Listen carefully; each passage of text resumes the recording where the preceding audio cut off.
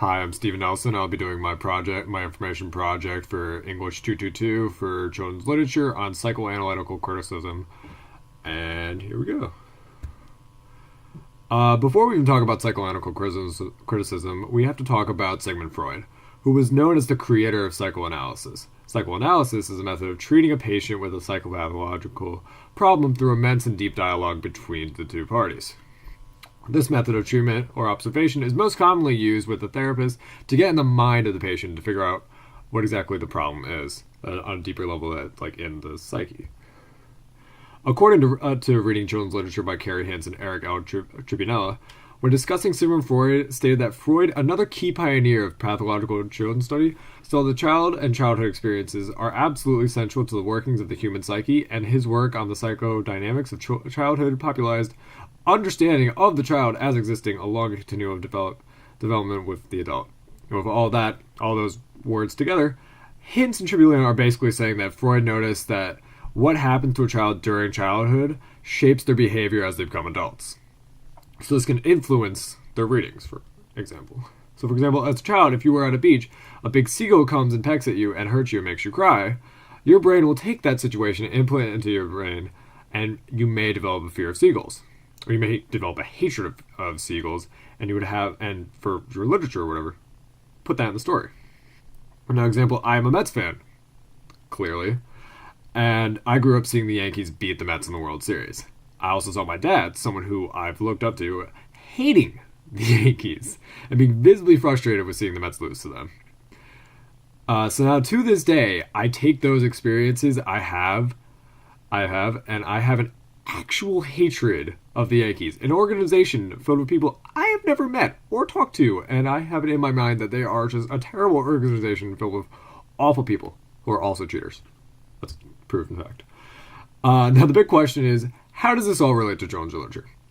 Well, I can tell you.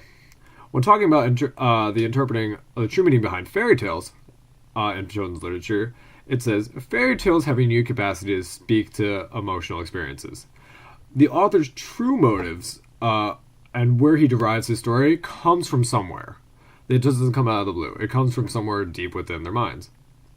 According to people like Sigmund Freud, it does go deeper than that. It's not just like, oh, I wrote about this, just going to want to write about this. No, it goes more than that.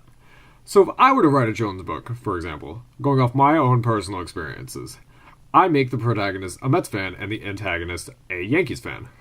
And the deeper point that I would be making, / people could analyze, would be that the Yankees are an evil team and that the Mets are the good guys, is what I would have from my examples from my own personal experiences.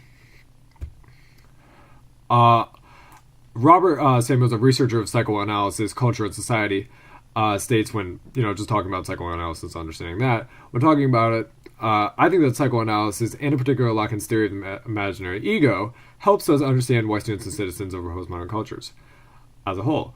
For the psychoanalytical ego is a virtual self and that works to integrate diverse information from an idealized and individual perspective. And focusing on those last two words, individualized perspective. It is coming from them. It is when putting it into the work, it is coming from the minds of them. And they, either by accident or on purpose, they would put their opinions and how they feel on things into the story. So once again, psychoanalysis comes from the self and from outside influences, their own personal lives. So in people's works of children's literature, the author usually inputs their own past experiences and emotions into the story.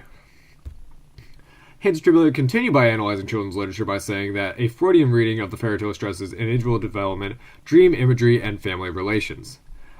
This is further noted when Freudian psychoanalyst Bruno Bettelheim, when he analyzed the children's book Hansel and Gretel, and he stated that in the story, speaks to anxieties children might have that their parents will abandon them, and helps to equip the child to move towards independence and adulthood. See, that is what he is trying to prove in that case.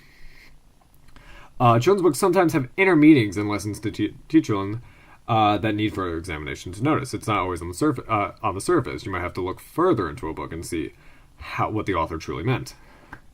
So to wrap it all up, psychoanalytical criticism is a practice that is used to analyze children's books and see their deeper meanings. This practice can be used in all children's literature, and I suggest when rereading a children's book, see if the author has any other personal opinions wedged in the story.